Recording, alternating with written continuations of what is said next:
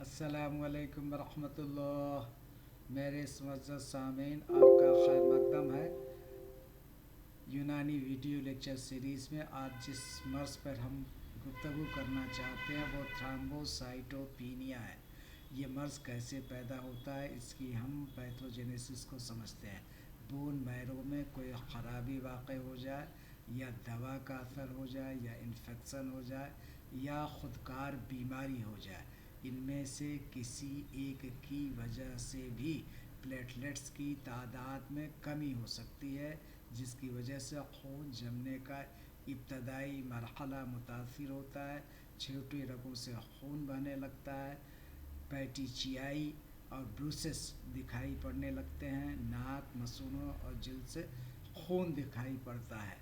آئیے ہم مزید اس کو دیکھتے ہیں۔ یہ پیٹیچیائی کیا ہوتے ہیں؟ جس پر سرخ دھبے، یہ آپ کو یہاں پر یہ اگر آپ پوائنٹر لے لیجئے تو یہ جو ہے آپ کو جو سرخ دھبے یہ جو آپ کو دکھائی پڑ رہے ہیں، اس طریقے سے ان کو پیٹیچیائی کے نام سے جانتے ہیں۔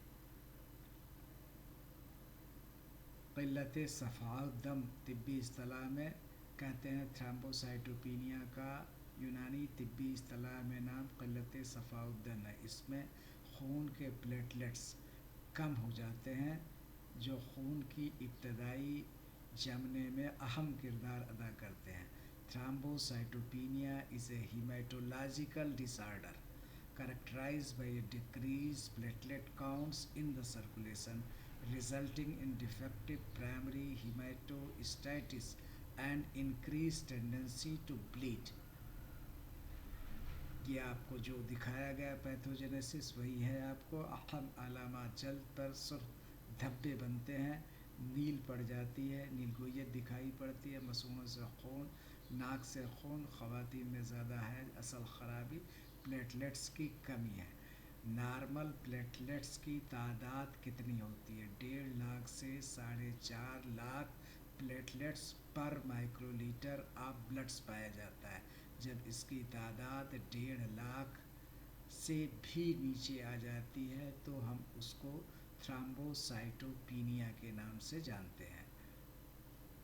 اور کتنی تعداد کم ہو رہی ہے، اس کے اکارڈنگ اس کی درجہ بندی کی گئی ہے۔ یہ مائلڈ بھی ہو سکتا ہے، ماڈریٹ بھی ہو سکتا ہے، سیویئر بھی ہو سکتا ہے، ویری سیویئر ہو سکتا ہے۔ ویری سیویئر تب ہوتا ہے جب تعداد گھٹ کر کے 20,000 پلیٹلیٹس پر مائکرو لیٹر سے بھی کم ہو جائے تو ہم اس کو سیویئر، ویری سیویئر کہتے ہیں۔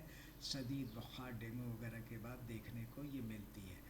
ان کی تعداد کی خصوصیت یہ رہتی ہے کہ جتنا جلدی یہ ڈاؤن ہوتی ہیں اتنا ہی جلدی ان کی ریکوری بھی ہوتی ہے، اگر صحیح طریقے سے ادویہ وغیرہ کا استعمال کیا جائے۔ بنیادی فرق سمجھنا ضروری ہے ہیموفیلیا اور تھرامبوسائٹوپینیا میں۔ ہیموفیلیا میں بھی خون جب بہتا ہے تو رکتا نہیں ہے، تھرامبوسائٹوپینیا میں بھی یہ بلیڈنگ ڈس آرڈر ہے۔ both are bleeding disorders، لیکن ہیموفیلیا میں کلاٹنگ فیکٹر 8 یا 9 کی کمی ہوتی ہے، جبکہ تھرامبوسائٹوپینیا میں پلیٹلیٹس کی تعداد میں کمی ہوتی ہے۔ اور یہاں پر کلاٹنگ فیکٹرز، اگر آپ کو کلاٹنگ فیکٹر 8 کی کمی ہوتی ہے تو ہیموفیلیا اے، اور 9 کی کمی ہوتی ہے تو ہیموفیلیا 2، یعنی بلڈ کلاٹنگ فیکٹرز کی کمی کی وجہ سے ہیموفیلیا ہے، جبکہ تھرامبوسائٹوپینیا پلیٹلیٹس کی کمی سے ہے۔ اور یہ کیسے پیدا ہوتی ہے؟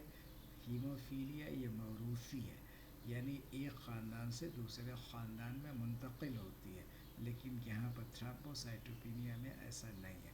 خون بہنے کی جگہ جوڑ اور پٹھے ہیں، اور یہاں پر جلد اور مخاطی جھلیاں ہوتی ہیں۔ اب آئیے ان کے جو ہے یونانی نقطہ نظر میں، ضعف جگر، ہمارے لیور میں کمزوری ہو جاتی ہے، فساد دم، سوء مزاج، بالخوانی یا زعفرانی سے متعلق سمجھا جاتا ہے۔ اب اس کا کیا ہم کریں گے؟ اصول علاج: تقویت جگر، تنقیہ دم، تقویت نخاع، تولید دم، مفید ادویہ، شربت فولاد، معجون نافع، حب حدید، شربت بزوری، معتدل صفوف خون ساز۔ غذائی تدابیر: چقندر، انار، گاجر، کلیجی، شہد بہت مفید ہوتے ہیں، پپیتا وغیرہ بھی مفید ہوتا ہے۔ چقندر، انار، گاجر، کلیجی، شہد، پپیتا، یہ تمام چیزیں تعداد کو بڑھانے میں بہت مؤثر انداز کرتی ہیں۔ لائک کیجیے، شیئر کیجیے، سبسکرائب کیجیے، فی امان اللہ۔